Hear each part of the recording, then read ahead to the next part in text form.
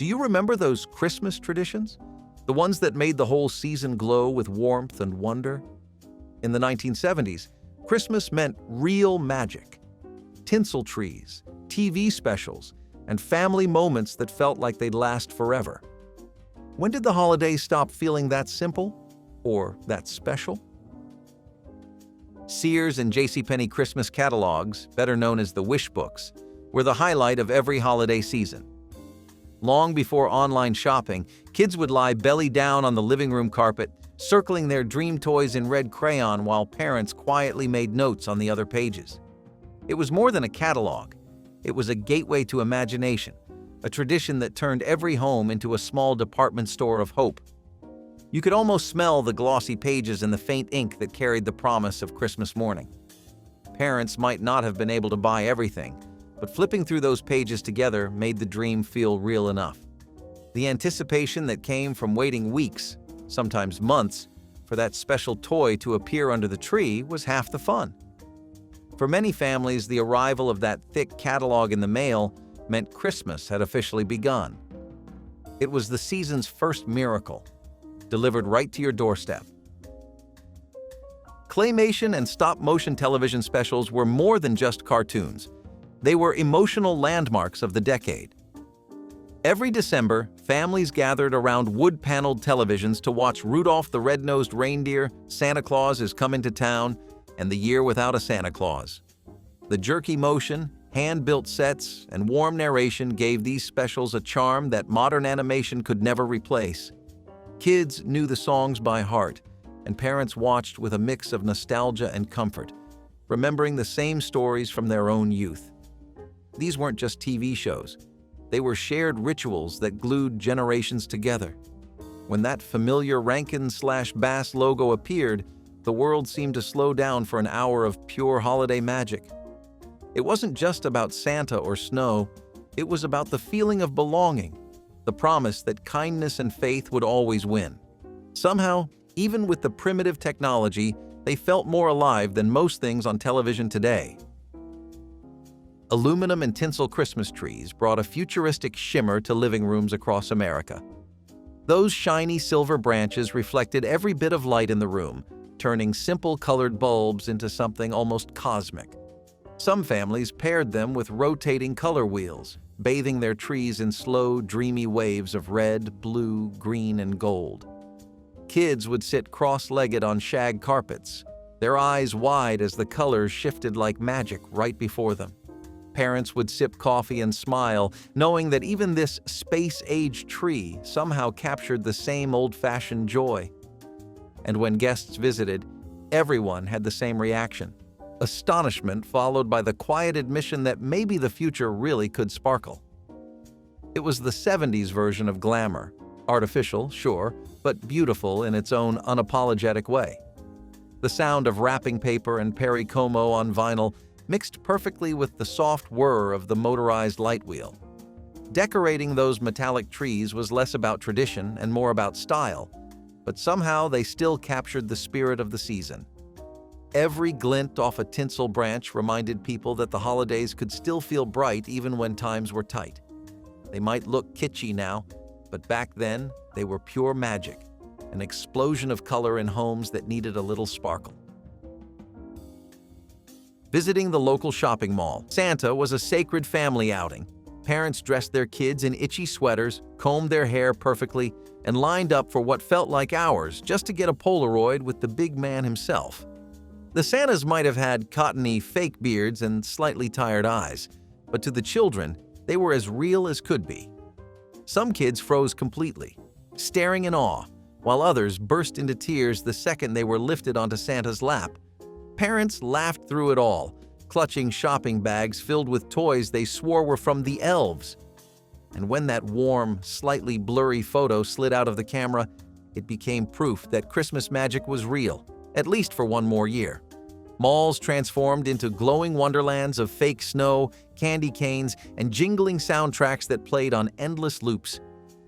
For many families, that one photo on Santa's lap captured a moment of pure childhood belief, a look of awe that could never be replicated. The scent of pretzels and cinnamon sugar in the air made everything feel bigger, brighter, and completely magical.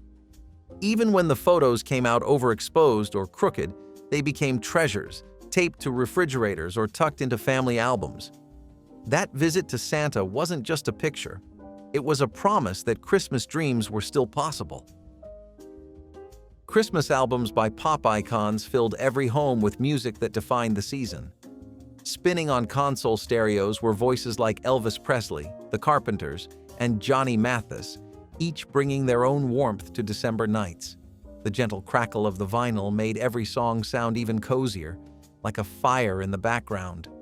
Families would hum softly to "Have Yourself a Merry Little Christmas," while the lights from the tree danced on wood-paneled walls.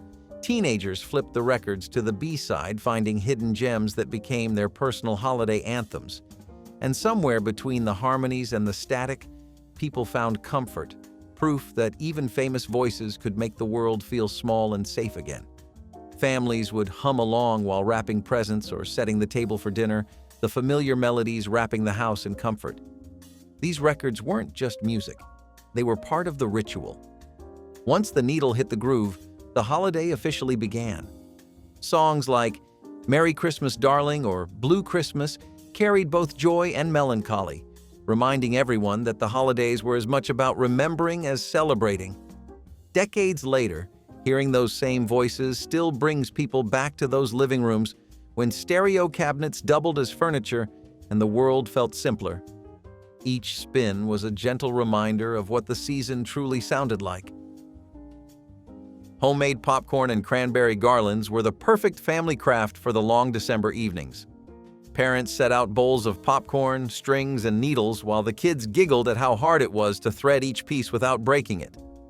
The sweet and tart scent of cranberries mixed with the buttery smell of popcorn, filling the room with the kind of aroma that no candle could ever fake. Every family had its own method. Some made neat alternating patterns, while others ended up with chaotic strings that looked like abstract art. Fingers got pricked, popcorn got eaten faster than it was strung, and the dog usually stole a handful when no one was looking. But when the final garland hung from the tree, everyone stood back in quiet pride, knowing they had made something beautiful together.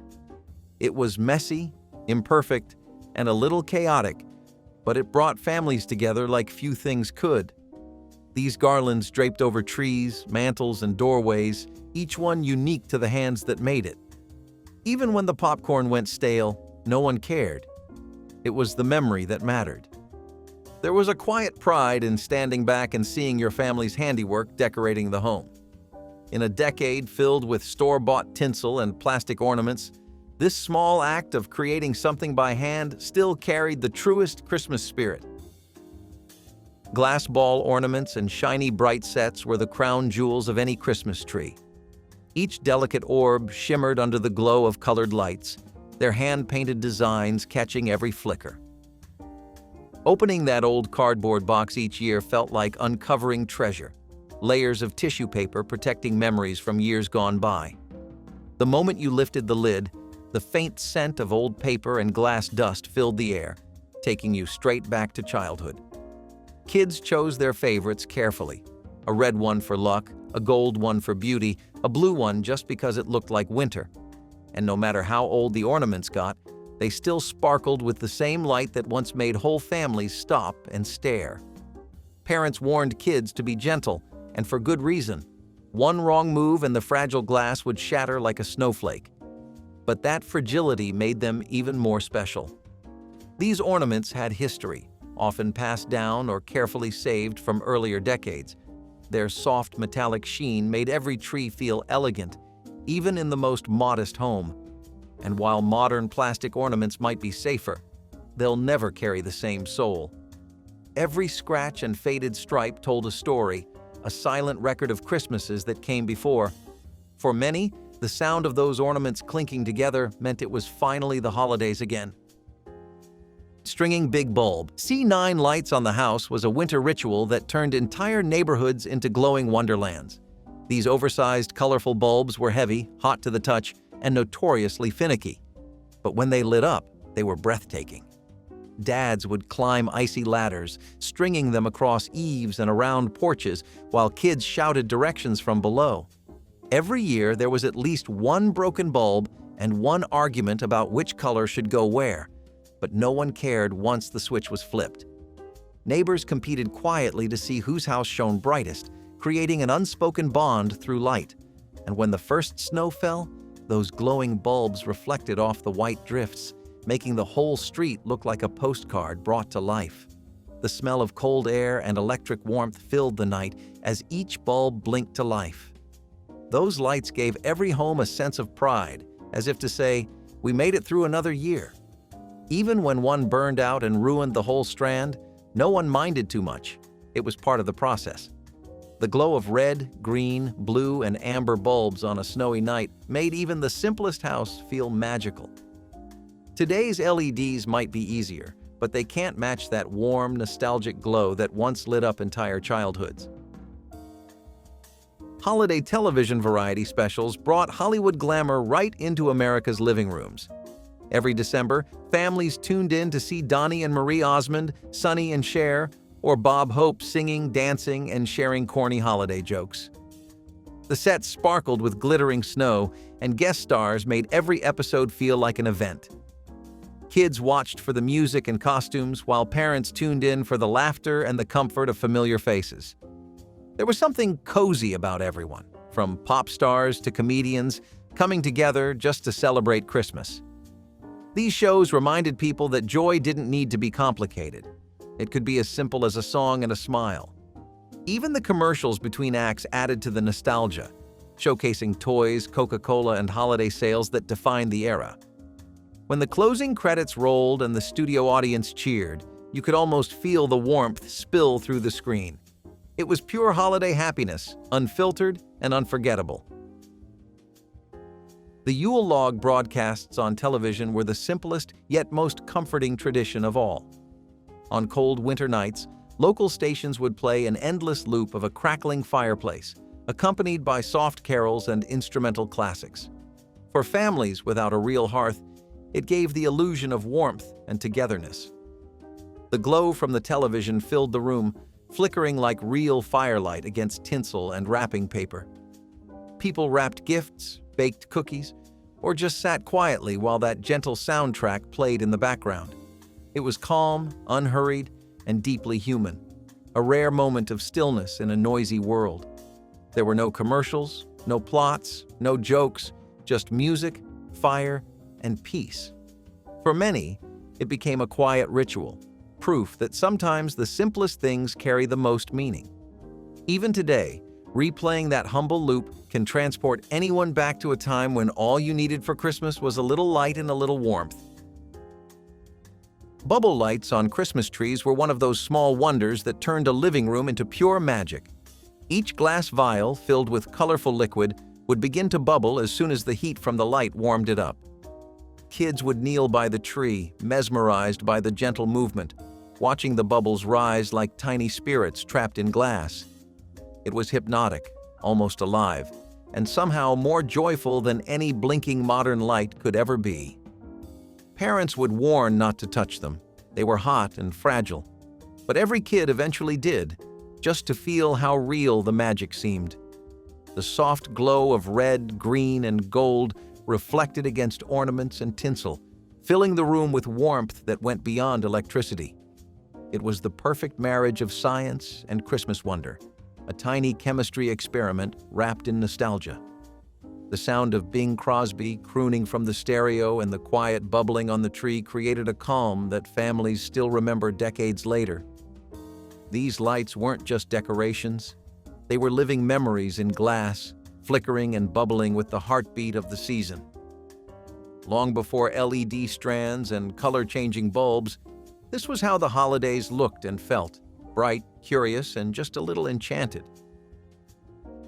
Playing a Charlie Brown Christmas soundtrack was a tradition that transcended generations. Vince Guaraldi's piano was soft yet full of feeling, echoing through homes as families decorated trees or wrapped presents late into the night. The jazzy notes of Linus and Lucy carried both happiness and melancholy, the sound of childhood innocence mixed with adult reflection. In an era when the world seemed simpler but emotions ran deep, this music struck a perfect balance. It wasn't just background noise, it was the heartbeat of the season. Even kids who didn't fully understand jazz could feel the warmth of those chords, like a musical fireplace crackling in the background. The soundtrack brought people together in a quiet, almost sacred way. Parents could sit in silence, sipping coffee or cocoa, while the record spun, feeling the calm that only Christmas could bring. It was as if the album itself held the same fragile hope that Charlie Brown searched for every year, the belief that small, sincere things mattered most. Hearing those familiar melodies today still brings back the soft glow of colored lights and the comfort of being together. It reminds us that Christmas isn't about perfection, it's about heart. Homemade felt stockings with sequins were the definition of holiday creativity. Moms would lay out red and green felt across the dining table, surrounded by spools of thread, glitter glue, and tiny glass beads. Kids would sit nearby, carefully gluing sequins into shaky patterns that spelled out their names, or sometimes just scribbles only they could read. It was messy, endearing, and full of life. The stockings were uneven, the stitches often crooked, but every one of them was unique. Some had snowmen, others reindeer, and a few were covered in stars that reflected the Christmas lights above. The pride of hanging your very own handmade stocking on the mantle was indescribable. It felt like joining a family tradition that stretched back through generations. When Christmas morning came, those felt stockings weren't just filled with oranges, candy canes, and tiny toys. They were filled with memories of laughter and glue-stained fingers. Even decades later, many of those stockings survive, frayed but still beautiful, tucked away in attic boxes or still hanging by fireplaces. They remind us of the joy of making something together, not for perfection, but for love. Each sequin caught the light just right, like a piece of Christmas magic stitched into fabric. Candle carousels and spinning angels were delicate treasures that added a little wonder to dinner tables across America. These tiny metal decorations worked through simple heat. Candles lit beneath them caused the blades to turn, and the small angels spun gracefully, chiming softly as they went. The effect was both mesmerizing and calming, like a miniature universe orbiting above flickering flames. Every family had at least one tucked away, often passed down from grandparents or brought out only once a year with reverence. The faint scent of candle wax mixed with pine and cinnamon in the air, while the soft, metallic ringing filled the quiet moments between songs and laughter. Kids would lean close, wide-eyed, watching the angels spin faster as the candles burned lower. Parents would smile knowingly, remembering when they'd done the same. It was the perfect example of how something simple could still feel sacred. There were no batteries, no plastic, no noise, just light, warmth, and motion. The candle carousels reminded everyone that the smallest details could hold the greatest sense of peace. Even now, hearing that faint chime brings back the feeling of sitting at a table surrounded by family, glowing candlelight, and everything that made Christmas feel endless. Neighborhood caroling and hot cocoa stops were the soul of community Christmases in the 70s. Bundled in scarves and mittens, groups of kids roamed the neighborhood streets, their voices echoing through the cold night air. Porch lights flickered on as families peeked out to listen, smiling as the familiar melodies drifted across the snow. There was a kind of bravery in singing to strangers, but the reward was always worth it. Cups of steaming cocoa, homemade cookies, or sometimes a few coins for the local church drive. Parents followed behind or waited by windows, proud of the small-town spirit that seemed to warm even the chilliest nights. Every verse of Silent Night or Joy to the World carried not just a tune, but a message of kindness, togetherness, and the kind of generosity that didn't need to be bought. The laughter between songs, the crunch of boots on snow, and the foggy breath in the air all felt like pieces of something bigger. By the time the group returned home, cheeks flushed and hands cold, they carried more than empty cocoa cups. They carried the feeling of being part of something joyful and pure. Classic toy craze gifts made Christmas mornings in the 70s unforgettable. There was nothing like unwrapping a light bright set, an easy bake oven, or a Stretch Armstrong and feeling like the luckiest kid in the world. These weren't just toys. They were dreams in boxes, carefully hidden by parents for weeks before the big day. The soft crackle of wrapping paper, the squeal of excitement, and the proud demonstration of how each toy worked became moments frozen in memory. Every commercial on Saturday morning television had built up the suspense, and now it was real.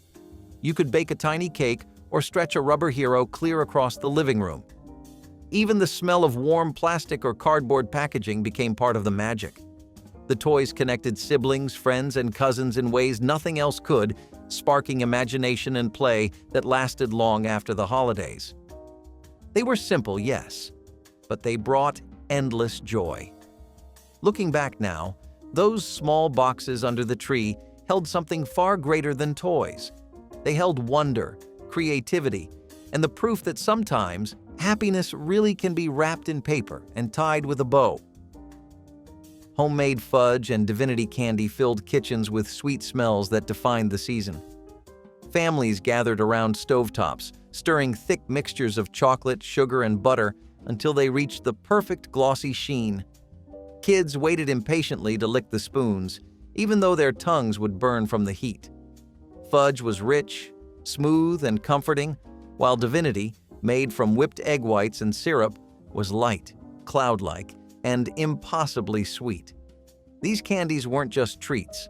They were gifts, wrapped in wax paper, or tucked into old Christmas tins and delivered to neighbors, teachers, and friends. The entire process felt like an act of love, careful, patient, and completely handmade. It took time and attention, something families gave freely because it meant something. Even when batches failed, everyone laughed, scraped the pan clean, and tried again. On cold winter nights, the kitchen became the heart of the home, filled with laughter, the scent of cocoa, and the sound of spoons tapping against pots. Decades later, just the memory of that smell can pull people back to those long-ago evenings when sugar and joy mixed perfectly. Hallmark keepsake cards and family letters were the social heartbeat of Christmas before email ever existed. Every December, families would sit at the kitchen table surrounded by stacks of cards, rolls of stamps, and lists of names. Each card carried a handwritten note or a full family letter, updates on new babies, graduations, or how much the dog had grown. People poured their hearts into those pages, carefully choosing words that felt genuine and warm. The mailbox became a daily source of excitement, overflowing with envelopes from cousins, old friends, and faraway relatives. Even the handwriting itself carried meaning, loops and curls that made each message feel personal. Some families displayed the cards on mantels or strung them across doorways, proof of the connections that stretched across miles. It wasn't just about keeping in touch, it was about belonging. These letters reminded everyone that no matter how scattered life became, love still found a way home. The rustle of paper, the faint smell of ink, and the sight of those familiar names, each one felt like a gift before the gifts. And when the season ended, no one ever threw them all away. Some were tucked in drawers, saved like small pieces of family history. Fruitcake was the one holiday guest nobody could escape. Dense, dark, and soaked in rum or brandy, it sat proudly on dessert tables across America. Some people loved it, others dreaded it, but everyone recognized it as part of Christmas itself. Packed with candied fruit, nuts, and spice, the fruitcake symbolized abundance, even if it wasn't exactly anyone's first choice for dessert.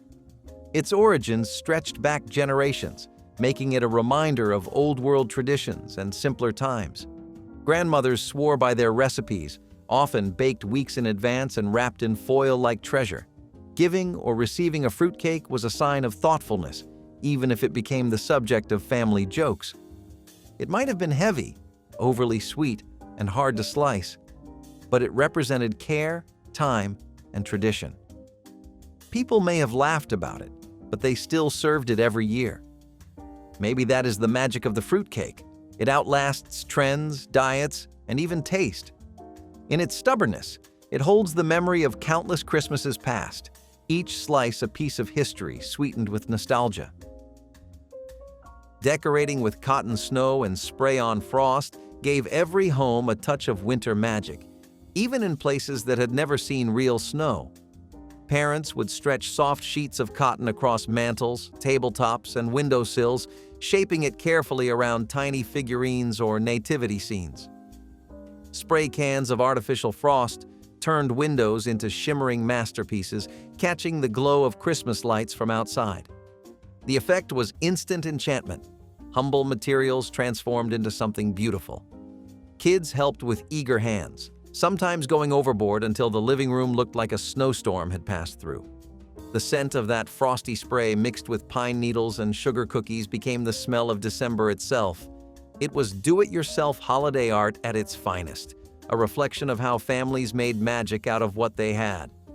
Even when the cotton gathered dust or the frost peeled away, it didn't matter. The memory stayed perfect.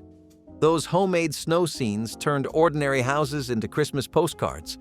And maybe that was the point, to believe, even for a little while, that the world outside matched the wonder we created inside. Christmas Eve church pageants were the heart of small-town Christmases in the 1970s. Every December, sanctuaries filled with the scent of pine wreaths and candle wax as families gathered to watch children perform the nativity story. Folding chairs creaked, mothers straightened tinsel halos, and fathers fumbled with old camcorders or Polaroid cameras, waiting for the lights to dim. The play was always the same. Mary and Joseph seeking shelter, shepherds with bathrobes for costumes, and a plastic baby doll resting in a wooden manger. But somehow it never lost its power. The moment the first candle was lit and the opening hymn began, something sacred filled the air. For many kids, standing on that stage was their first moment of wonder, the first time they understood that Christmas was about more than presents. The crowd's soft laughter at forgotten lines or crooked angel wings only made the night more real, more human. When the congregation joined in singing Silent Night at the end, candles flickering in every hand, the church glowed with warmth and peace that words can't quite capture.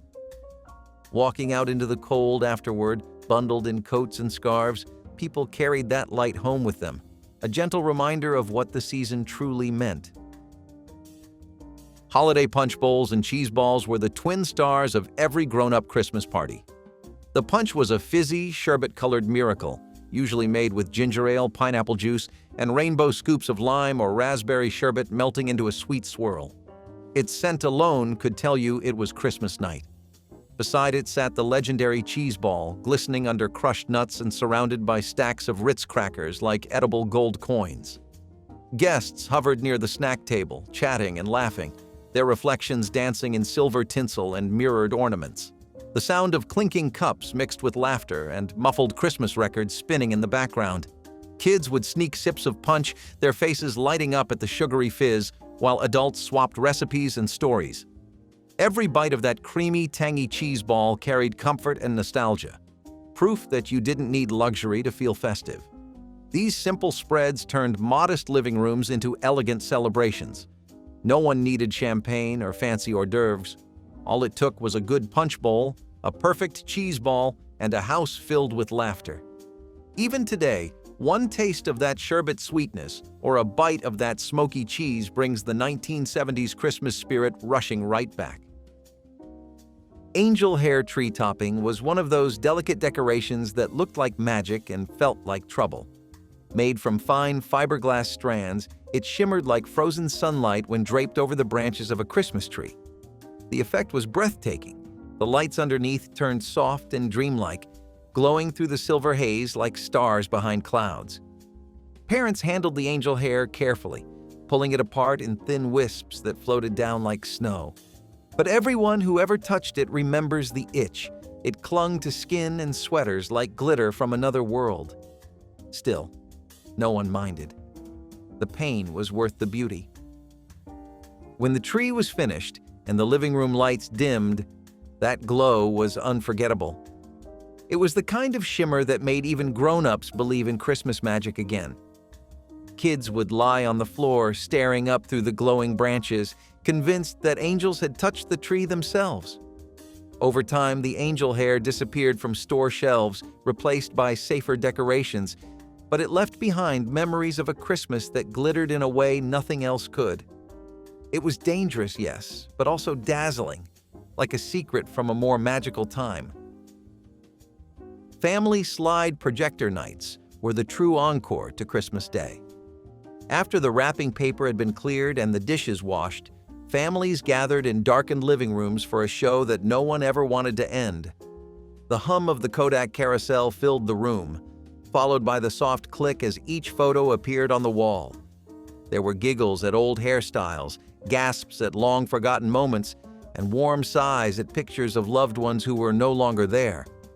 The light from the projector cast a golden halo, bouncing off the walls and catching in everyone's eyes. It wasn't just nostalgia, it was storytelling. Parents narrated each image like chapters of a family book, while kids saw their own history come alive in color. The faint smell of film and the steady rhythm of the machine made everything feel slow, thoughtful, and sacred. Every photo felt like a heartbeat from another Christmas, frozen in time but alive in memory. And when the final slide clicked out, no one wanted to turn the lights back on. For a few quiet moments, surrounded by love and the ghostly glow of the screen, the whole family seemed to exist outside of time, together exactly where they belonged. Color wheel lights for trees brought a futuristic glow to holiday living rooms. Instead of stringing lights, families would set up a small metal wheel beside their aluminum or tinsel tree. As it spun, its translucent panels cast rotating shades of red, blue, green, and gold across the branches, transforming the room into something straight out of a science fiction dream. Kids would sit cross-legged on shag carpets, watching the colors shift and blend, as if the tree itself were breathing. The low hum of the motor added to the trance-like calm of it all. No other decoration captured the spirit of 1970s Christmas quite like this. A perfect blend of technology, imagination, and style. Parents loved it because it was easy, but the real joy came from how alive it made the room feel. The lights reflected on tinsel ornaments, on wrapping paper, even in the glass of framed family photos, painting everything in waves of color. It was simple, yes, but mesmerizing. Every few seconds, the scene changed. Gold to green, red to blue, like the tree was alive with emotion. Decades later, when people think of Christmases past, that slow spinning glow still plays in their minds like an old film reel, softly lighting up everything that mattered most. The big wheel was more than a tricycle. It was freedom molded in bright plastic. Low to the ground and fast on the pavement, it gave kids their first taste of independence, their own ride built for adventure. For many, it was the first time they could race without training wheels, feeling the wind rush past their face with nothing but plastic wheels between them and the world. That first skid around the corner or slide down the driveway was pure electricity, childhood's version of flight. You could hear that plastic wheel scraping the sidewalk from blocks away, the sound of pure childhood joy echoing through suburban streets. It was the kind of toy that brought the neighborhood together, a parade of kids racing down driveways with hair flying and laughter trailing behind them. Parents loved it because it was safe, but kids loved it because it felt dangerous. You were inches from the ground, turning sharp corners, skidding, spinning out, all in your own backyard. It was your first taste of rebellion wrapped in sunshine and molded plastic. Whether you were cruising alone or lining up for impromptu races, the big wheel made everyone feel like a champion. It was more than just a ride, it was a rite of passage. Every scratch on its surface told a story, and every kid who had one remembers that thrill of taking off, pedaling hard, and never once looking back. Before trading cards became high-stakes business and digital downloads replaced bubblegum comics, there were Wacky Packages. Small, sticky, and hilarious, these stickers were everything a kid needed to feel like they were part of something clever. They parodied real brands, Cap'n Crud cereal, Crust toothpaste, and poked fun at the everyday items in your kitchen. For children of the 1970s, they were rebellion in cartoon form. You could stick them on lockers, notebooks, lunchboxes, anywhere adults would frown and kids would laugh. It was satire before you even knew the word. You felt in on the joke, like the world was just a little less serious when you had a wacky package in hand. Packs were cheap. The thrill of tearing them open was pure adrenaline. Would you get one you already had? Would you find a rare one? The collecting was addictive, the trading even more so. Schoolyards turned into mini stock exchanges, where one kid's duplicate could be your treasure. Teachers hated them, parents rolled their eyes, but that just made them cooler. These stickers were the beginning of a lifelong love of irony and humor for many. They taught you to question branding, to laugh at consumerism, that maybe not everything sold to you was sacred, and now, decades later, you can still picture the garish art, the warped logos, and the feeling of being clever, just for laughing at laundry detergent. In the 1980s, trick-or-treating moved indoors, to the mall. Parents saw it as the perfect solution to the era's growing fears about safety and strangers. Bright lights, clean floors, and climate control made mall trick-or-treating feel safe and civilized, even if it lacked the mystery of dark suburban streets. You could smell pretzels and popcorn mixing with the scent of latex masks as kids darted between department stores. The sound of sneakers squeaking on the tile and the faint echo of Halloween pop songs gave it a strange but comforting rhythm. There was always that one store clerk who handed out raisins instead of candy, and everyone pretended to be polite before groaning down the hall. Kids darted between stores collecting candy from smiling cashiers while parents shopped or grabbed coffee at Orange Julius. Some stores handed out coupons or stickers instead of candy, which always felt like a ripoff, but you took them anyway. The mall echoed with laughter, plastic masks, and the faint smell of new sneakers. You might even bump into friends from school, both of you proudly comparing haul sizes. Sure, it was a little less spooky than the real deal, but for many 1980s families, it became tradition. Halloween under fluorescent lights might sound strange now, but back then, it was pure magic. Sugar highs and safety in equal measure. Before padded gym floors and TikTok dance tutorials, there was the breakdancing board. It was exactly what it sounds like. A portable, foldable square of cardboard with a brick wall graphic or checkerboard print meant to simulate the streets. Because nothing says urban grit like unfolding a fake alleyway in your suburban driveway. These things were lightweight, glossy, and slid around on every surface. In theory, they let you spin, pop, and lock without bruising your spine on concrete. In reality, they slid out from under you mid-move, causing more scraped elbows than applause. But in the moment, they felt cool. They turned any parking lot into a stage. Throw on some Run DMC, slap that cardboard down, and suddenly you were in it. Never mind that it bent after 2 uses and warped in the rain. You were performing. You were part of something. Until the corner curled up or the board tore in half while trying to nail a backspin. But that was the 80s. Function took a backseat to flair. And speaking of flair, our next trend lets you turn every sweatshirt into a personal fashion statement or a wearable art disaster.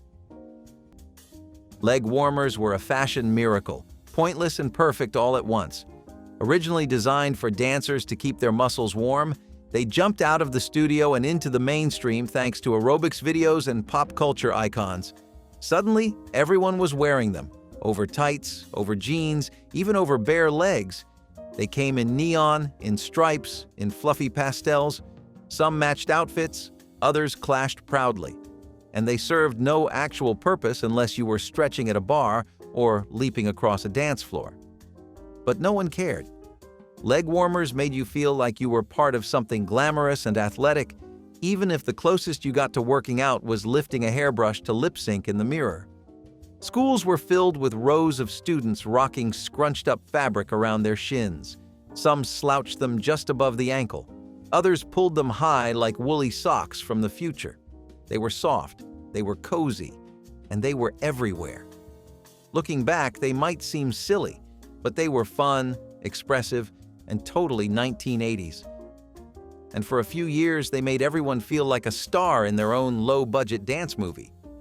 Metal ice cube trays were cold, clunky, and unforgettable.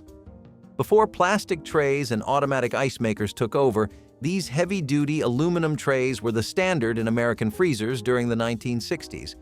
They had a removable divider with a metal lever that cracked the cubes free with a satisfying snap. But it was not always smooth. The handle sometimes stuck, the cubes often splintered, and if your hands were wet or too warm, the metal could stick to your fingers, something you only did once. Despite the fuss, There was something almost ceremonial about making ice. You filled the tray carefully, slid it into the freezer with steady hands, and waited.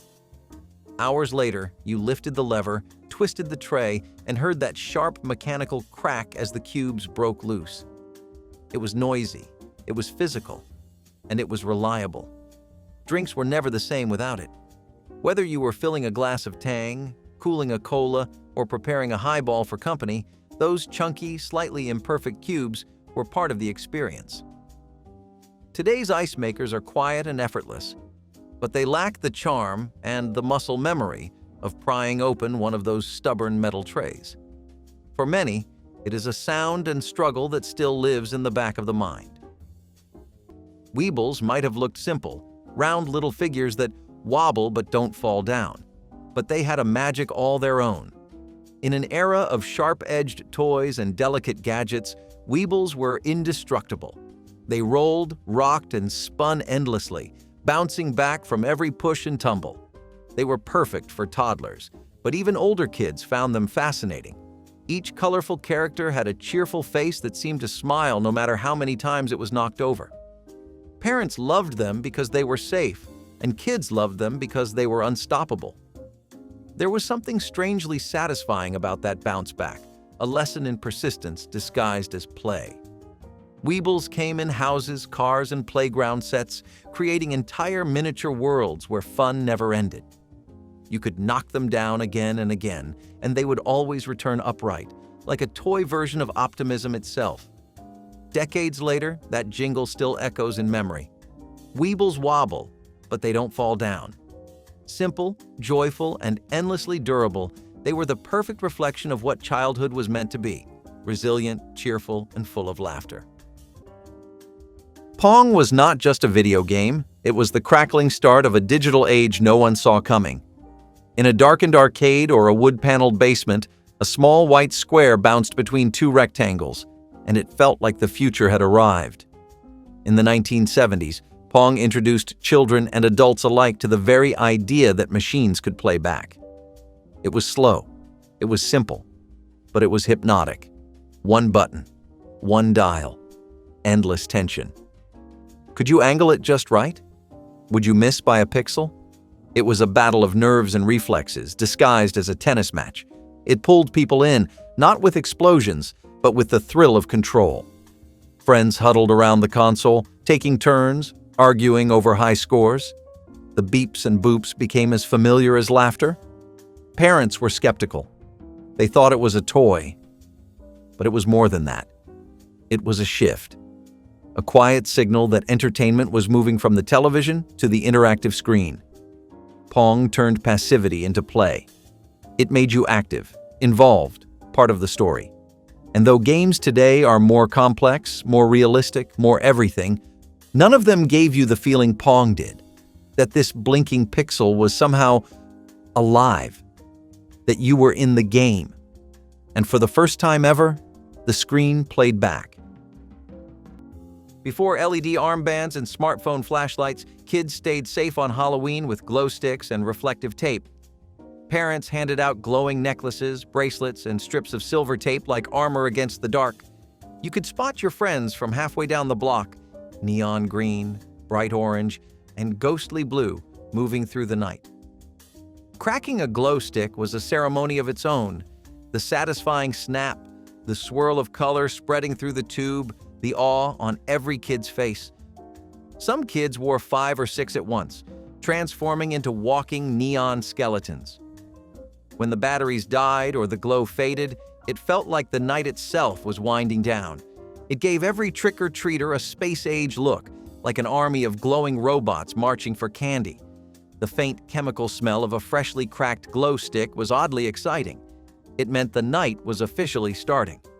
Parents called it safety gear, but to kids it just felt cool. Reflective tape on sneakers, jackets, and pumpkin buckets made you look ready for adventure, even if your costume was falling apart. Halloween in the 1980s might have been spooky, but it was also unmistakably bright. Jelly shoes were like candy for your feet. Glittery, colorful, and see-through, they looked like something out of a candy store window. You could get them in bubblegum pink, lemon yellow, clear with glitter, or even lavender sparkle. They were cheap, they were cute, and if you were a kid in the 1980s, you had to have a pair. But once you wore them for more than 10 minutes, that is when the nightmare started. These things had no ventilation. Your feet would sweat like they were in a greenhouse. By midday, your socks were soaked. Or worse, you were wearing them barefoot, and the plastic would start sticking to your skin like flypaper. The straps would dig into your ankles. Blisters were basically part of the experience. And the smell? Let us just say it was somewhere between melted plastic and shame. Still, they were a rite of passage, and fashion pain was part of growing up. But if jelly shoes were a questionable fashion choice, the next trend somehow managed to make your middle school photo look like a science fiction movie poster, and not in a good way. Roller rink socials were where friendships formed, crushes blossomed, and fashion collided with fluorescent lighting. Every weekend, kids flocked to the local rink like it was the hottest club in town. You laced up rental skates that never quite fit, wobbled onto the floor, and tried not to fall in front of your classmates.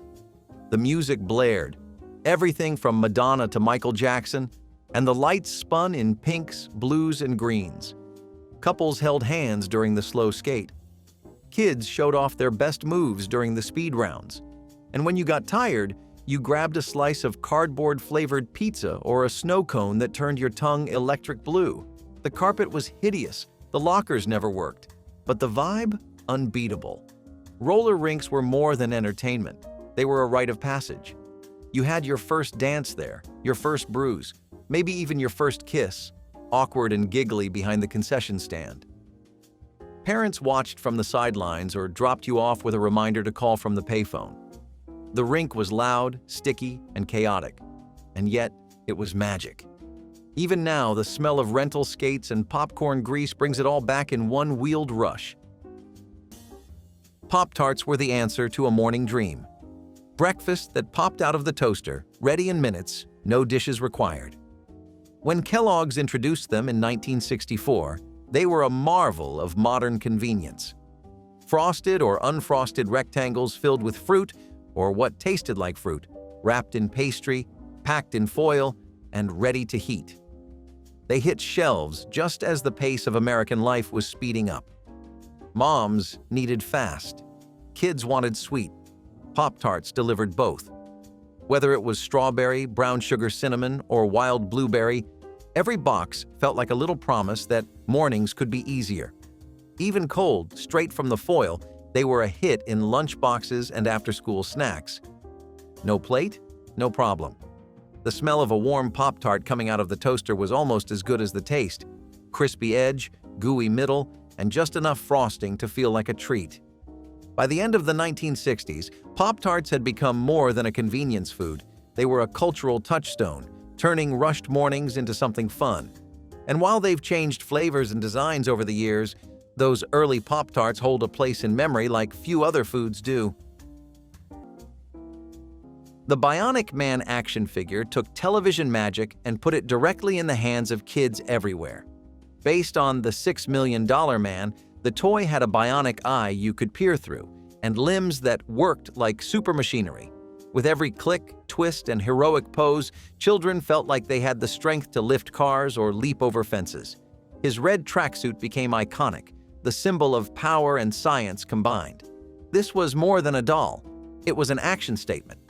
The toy tapped into the fascination of a new technological era, when computers, robotics, and space travel were becoming everyday conversation. Kids did not just play with Steve Austin. They became him. They staged daring rescues, defeated invisible villains, and imagined secret government missions right in the living room. The Bionic Man gave kids a sense of control, a kind of power that felt both thrilling and noble. It showed them that heroes could be rebuilt, that even after being broken, you could come back stronger. For a generation raised on optimism and Saturday morning reruns, this toy proved that science and imagination could make anyone unstoppable. They were not just about food storage. Tupperware parties were secret engines of community, commerce, and independence, especially for women in the 1970s. Step into a neighbor's home and you would see it. The pastel plastics lined up like soldiers, the promise of freshness sealed with a pop. But underneath the lids and labels was something deeper. These gatherings gave stay-at-home mothers a way to feel powerful. Selling meant earnings. Hosting meant purpose. Every product pitch was also a performance, a chance to shine in a world that often ignored domestic labor. Laughter echoed through kitchens. Stories were swapped between sales, and orders were written down with practiced excitement. Kids would peek around corners wondering why grown-ups were having so much fun over containers. It felt like a club, part practical, part glamorous. The catalog was a symbol of what your kitchen could be, how your life could be more organized, cleaner, even happier. For women who were told their value came from homemaking, these parties offered a small rebellion. You could make money. You could lead. You could do it all without leaving the house. And when the guests left with their bags of burping bowls and butter trays, it felt like more than shopping. It felt like success. These parties faded with time, replaced by online orders and supermarket shelves. But for one glittering decade, plastic containers were the foundation of something much bigger than leftovers. Pumpkin carving kits in the 1980s promised to make carving safe and easy for everyone. They came in cheerful orange boxes with plastic scoops, tiny saws, and pattern sheets showing ghosts, cats, or goofy grins. Parents loved them because they looked safer than kitchen knives, even though those plastic tools could barely cut butter. Every kid remembers that feeling of scraping out slimy pumpkin guts with the dull little scoop while the smell of raw pumpkin filled the kitchen. The flimsy saw would bend halfway through the first eye, but we pushed through anyway, determined to make something spooky. Carving was a family event. Newspapers spread across the table, candles waiting nearby, and someone always yelling about saving the seeds to roast later. Even the failed attempts were fun. You could tell which pumpkins belonged to kids because the mouths were jagged and the teeth were enormous. But when you dropped that candle inside and turned off the lights, it all came together. Those glowing, uneven jack-o'-lanterns sitting on porches were proof that Halloween had truly arrived. You were not just writing letters in the 1980s. You were sending sensory experiences. Perfumed stationery sets were the peak of pen pal drama. Heart-shaped pages with lace borders, sparkly envelopes, and enough floral scent to knock out a small room. There were sets that smelled like roses, vanilla, ocean breeze, or something suspiciously like bubble gum and detergent. You would open a note from your best friend and nearly pass out from the aroma. It was like the page had bathed in perfume and never toweled off. They were beautiful, romantic, and borderline unreadable. The ink would smudge from the coated paper. The scent would linger for days. And if you tried mailing one of these in the heat, good luck. The envelope might as well have been dipped in cologne. Still, it was all part of the charm. These notes were not meant to last forever. They were moments frozen in scent. They smelled like crushes and sleepovers and secrets told in cursive. But not all nostalgia smells sweet. Because the next 1980s trend? It came with a can of hairspray, a comb, and enough height to qualify as a fire hazard. Desktop computer novelties were bulky, beige, and filled with possibilities. When a family brought home their first computer, it felt like inviting the future into the living room. The machine took up half the desk and made strange sounds when booting up, clicks, whirs, and beeps that signaled you were entering another world. Monitors were deep enough to qualify as furniture. The keyboard was loud, and the mouse had a rubber ball inside that collected lint like a magnet. Most people did not know what to do with them beyond opening word processors and playing games like Solitaire or Snake. But that was enough. You typed slowly, saving everything to floppy disks the size of your hand, praying they would not corrupt. The printer was louder than a lawnmower and took a full minute to spit out a single page. You bragged about your desktop like it was a new car. Friends came over just to look at it. You made banners with your name in pixelated fonts and felt like a genius.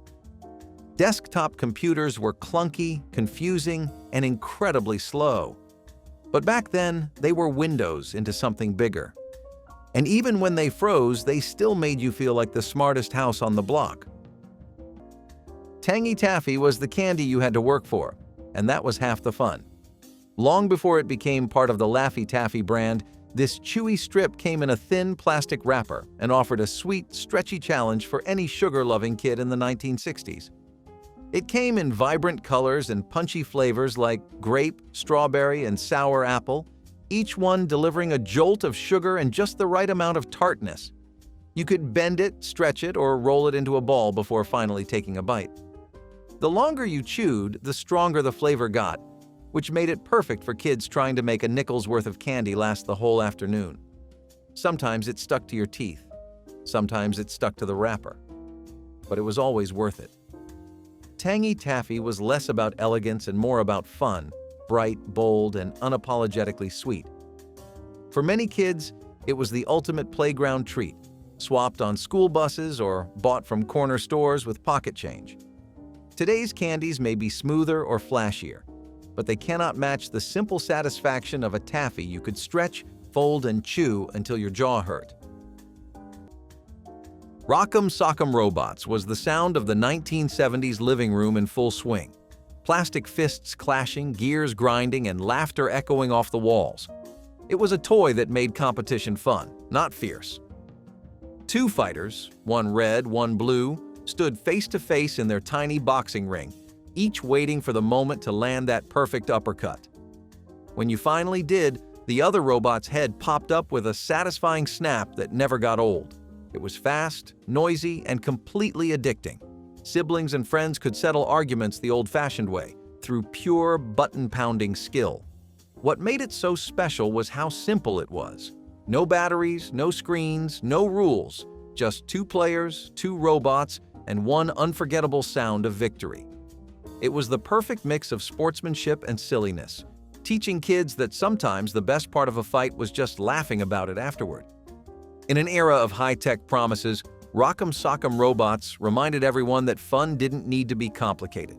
It just needed a little noise, a little movement, and a lot of heart. Click, whir, wait. Watching a Polaroid photo develop was a magic trick you never got tired of seeing. You snapped the picture, pulled it out, and shook it like it could grow faster. In the 1970s, instant photography was a revolution. Suddenly, memories were not something you sent away for. They were something you held in your hands within seconds. No dark rooms, no labs, just light, film, and time. You captured birthdays, school dances, pets, and holidays. You documented the ordinary because the ordinary suddenly felt special when it appeared right before your eyes. The square white border became iconic. You wrote names on the bottom, drew hearts, wrote best friends forever in thick blue ink. The imperfections were part of the charm. A little blur, a smudge, red eyes. It all made the moment feel more real. Parents loved them. Teens adored them. Kids begged to push the button. Polaroids lived on fridges, in wallets, on bedroom walls. They were proof that you had been there, that you had smiled, that you had mattered. In today's world of endless photos, filters, and retakes, a single, imperfect Polaroid holds more weight than 1,000 digital snaps. Because it was honest, because it was instant, because you only got one shot. There are hairstyles, and then there are structural engineering projects. Gravity-defying bangs, held aloft by industrial-strength hairspray, were the crown jewels of 1980s style. We are talking sky-high, shellacked to perfection, immovable bangs that could survive a hurricane. You did not just style your hair, you sculpted it. And the glue that held it all together? A can of Aquanet, the unofficial perfume of the decade. One spritz was never enough. You held that button down until the room filled with fog and your lungs begged for mercy. It was how you knew your bangs were officially done. They had to crunch when you tapped them. These bangs had volume, attitude, and possibly their own zip code. They required teasing, patience, and a total disregard for the ozone layer. Parents disapproved. Schools banned combs in lockers. But if your bangs did not touch the ceiling of your school photo backdrop, were you even living? It was extreme, it was ridiculous, and it was glorious. But eventually, the sky-high trend lost steam, and pastel blazers tried to take over the fashion throne. Spoiler alert, Not everyone could pull off Crockett from Miami Vice. If these forgotten Christmas traditions brought a little warmth back to your heart, share your own memories in the comments, tap like to keep the nostalgia glowing, and subscribe so we can keep unwrapping the past together every week.